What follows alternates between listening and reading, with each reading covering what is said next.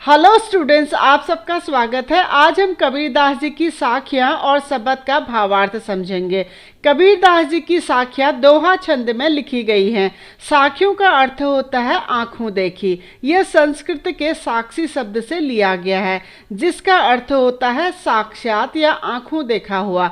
कबीरदास जी की साखियों में भक्ति और ज्ञान के मार्ग को प्रमुखता दी गई है। कबीरदास जी ने साखियों के माध्यम से यह बताया है कि मनुष्य को इस संसार में कैसे रहना चाहिए और कैसे वह ईश्वर को बिना किसी बाह्य आडंबरों के भी पा सकता है। कबीरदास जी कहते हैं कि ईश्वर भक्ति में ही सच्चा सुख है और केवल ज्ञान के मार्ग से ही ईश्वर को प्राप्त किया जा सकता है। साखियों में भक्ति और ज्ञान के उपदेशों को संकलित किया गया है। चलिए अब हम बढ़ते हैं कबीरदास जी के पहले दोहे की तरफ। कैलाश पर्वत पर स्थित मानसरोवर झील का पानी एकदम साफ और निर्मल होता है, जिसमें हंस नाम का एक पक्षी निवास करता है और वह उसी मानसरोवर झील में मोती के दानों को चुगकर बड़े आराम से क्रीड़ा करते हुए अपना जीवन बिताता है। वह उस मानसरोवर झील को छोड़कर अन्यत्र कहीं नहीं जाना चाहता है। कबीरदास जी का यह दोहा भी इसी संदर्भ को आधार मानकर लिखा गया है। इस दोहे में कबीरदास जी कहते हैं कि जब व्यक्ति ईश्वर भक्ति में लीन हो जाता है तो उसका हृदय एकदम निर्मल व साफ हो जाता है। यानी जब व्यक्ति हृदय रूपी मानसरोवर में क्रीड़ा रूपी साधना कर रहा हो और क्रीड़ा करते हुए वह आनंदित होकर भक्ति रूपी मोती चुग रहा हो, तो फिर वह प्रभु की भक्ति को छोड़कर कहीं अन्यत्र नहीं जाना चाहता है। यानी दूसरे सरल शब्दों में कहें तो व्यक्ति का मन अगर ईश्वर भक्ति में लीन हो जाता है तो फिर उसे सांसारिक वासनाओं, मोह माया व बाह्य आडंबरों से कोई लेना देना नहीं होता है। उसे तो ईश्वर की भक्ति में ही आनंद व खुशी प्राप्त होती है और फिर वह ईश्वर भक्ति का मार्ग छोड़कर कोई किसी अन्य मार्ग पर जाना नहीं चाहता है। चलिए अब हम बढ़ते हैं कबीरदास जी के दूसरे दोहे की तरफ। दूसरे दोहे में कबीरदास जी कहते हैं कि वे अपने प्रेमी यानी ईश्वर को सब जगह ढूंढते फिर रहे हैं, लेकिन उन्हें उनके प्रेमी कहीं नहीं मिल रहे हैं। कबीरदास जी कहते हैं कि अगर उन्हें उनके ईश्वर रूपी प्रेमी कहीं मिल जाए तो उनके मन का सारा विष अमृत में बदल जाएगा। यानी भगवान की भक्ति से ही सारे दुखों का नाश होता है और सुखों की प्राप्ति होती है। अपने तीसरे दोहे में कबीरदास जी कहते हैं कि मनुष्य को हमेशा ज्ञान रूपी हाथी पर साधना रूपी आसन बिछाकर सवारी करनी चाहिए। कबीरदास जी कहते हैं कि जिस प्रकार कुत्तों के भौंकने के बावजूद हाथी उनकी परवाह किए बगैर अपनी मस्ती में आगे बढ़ता चला जाता है, ठीक उसी प्रकार इस संसार के लोग भी आपको अच्छा बुरा बोलते रहेंगे। आप उनकी बातों को अनसुना कर, उन्हें अनदेखा कर अपने कर्तव्यों का पालन सहज रूप से करते हुए आगे बढ़ते रहिए। एक दिन वही लोग हार थक कर स्वयं ही चुपचाप बैठ जाएंगे। यहाँ पर संसार की तुलना भौंकने वाले कुत्तों से की है। चौथे दोहे में कबीरदास जी कहते हैं कि पखापखी के कारणे यानी पक्ष विपक्ष के चक्कर में इस दुनिया के सारे लोग आपस में लड़ रहे हैं और वे अपने झगड़े में ईश्वर को ही भूल गए हैं।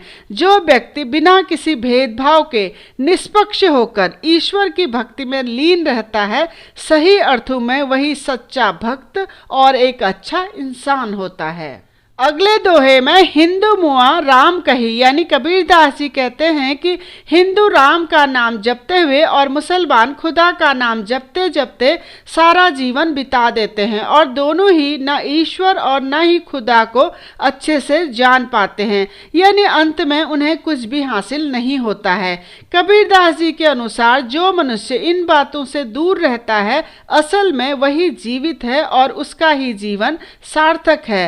अर्थात मनुष्य को जाति पाति धर्म संप्रदाय के भेदभाव से अपने आप को दूर रखना चाहिए। वही मनुष्य सही अर्थों में जीता है जो ईश्वर की भक्ति में मस्त होकर खुश होकर अपना जीवन व्यतीत करता है। छठे दोहे में कबीरदास जी कहते हैं कि उस ईश्वर को मनुष्य चाहे कावा में जाकर ढूंढे या काशी जाकर या फिर राम के नाम से पुकारे या रहीम के नाम से, सभी एक समान ही हैं। जिस प्रकार गेहूं को मोटा पीसने के बाद वह आटा बन जाता है और बारीक पीसने के बाद वह मैदा बन जाता है, लेकिन दोनों ही रूपों में गेहूं पीसने के बाद खाने के ही काम आता है, ठीक उसी प्रकार प्रभु को आप किसी भी नाम से बुलाओ, प्रभु एक ही हैं, चाहे फिर उसे कावा जाकर ढूंढो या काशी जाकर ढूंढो। अगले दोहे में ऊंचे कुल का जन्मिया, अर्थात ऊंचे कुल में जन्म लेने से मनुष्य ऊंचा नहीं होता है बल्कि अपने कर्मों से ऊंचा होता है, क्योंकि इंसान की असली पहचान तो उसके कर्मों से होती है, ना कि उसके कुल से। जिस प्रकार सोने के घड़े में रखी होने के बाद भी शराब शराब ही रहेगी, अमृत नहीं बन जाएगी, और सोने के घड़े में होने के बाद भी साधु उसे बुरी चीज बताकर उसकी निंदा ही करेगा, उसकी प्रशंसा नहीं करेगा, ठीक उसी प्रकार ऊंचे कुल में जन्म लेने के बाद व्यक्ति अगर बुरे काम करता है तो लोग उसके कुल की अनदेखी कर उसकी निंदा अवश्य ही करेंगे, यानी व्यक्ति अपने कर्मों से ही महान बन सकता है। चलिए अब जानते हैं कबीरदास जी के शब्दों का भावार्थ। अपने पहले शब्द में कबीरदास जी कहते हैं कि ईश्वर हर जगह मौजूद है, लेकिन अपनी अज्ञानता के कारण मनुष्य ईश्वर की खोज में जीवन भर भटकता रहता है।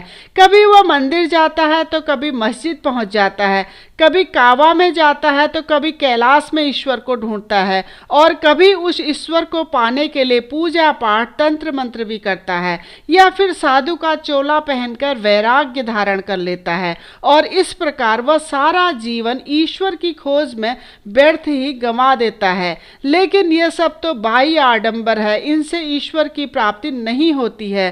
कबीरदास जी कहते हैं कि वह हर जीव के भीतर विद्यमान है, उनसे मिलने के लिए आपको किसी बाह्य आडंबर की जरूरत नहीं है और न ही कहीं जाने की। अगर मनुष्य सिर्फ अपने अंदर ही झांक कर देखे तो उसे ईश्वर पल भर में ही प्राप्त हो जाएंगे। यानी सरल शब्दों में कहे तो ईश्वर कण कण में निवास करते हैं, उसको ढूंढने के लिए कहीं भी जाने की जरूरत नहीं है, बस आपको अपने सच्चे मन से अपने भीतर ही झांकना पड़ेगा। अपने दूसरे शब्द में कबीरदास जी ने ज्ञान के महत्व को बड़ी सरलता से समझाया है। उन्होंने ज्ञान की तुलना आंधी से करते हुए कहा है कि जिस प्रकार आंधी आती है तो कच्ची झोपड़ी की सभी दीवारें अपने आप गिर जाती हैं और वह बंधन मुक्त हो जाती है, उसी प्रकार जब व्यक्ति को ज्ञान प्राप्त होता है तो उसका मन सारे सांसारिक बंधनों से मुक्त हो जाता है।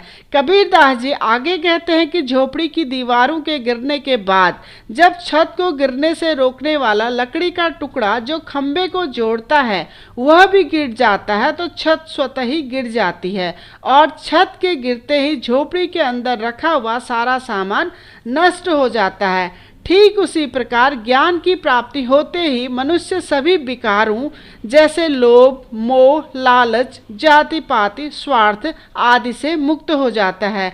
परंतु जिनका घर मजबूत होता है, यानी जिनके मन में कोई छल कपट नहीं होता है, उन पर आंधी तूफान का कोई प्रभाव नहीं पड़ता है। अर्थात ज्ञानी व्यक्ति को कोई भी सांसारिक चीज डिगा नहीं सकती है।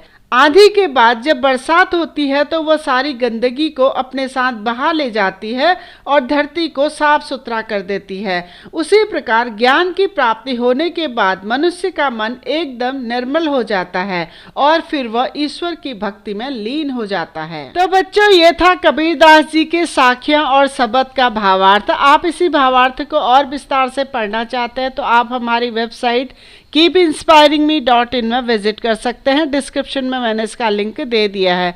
अगर आपको वीडियो पसंद आया हो तो प्लीज़ चैनल को लाइक करें, सब्सक्राइब करें और आने वाली वीडियो की इन्फॉर्मेशन के लिए बेल आइकन को दबा दीजिए। धन्यवाद।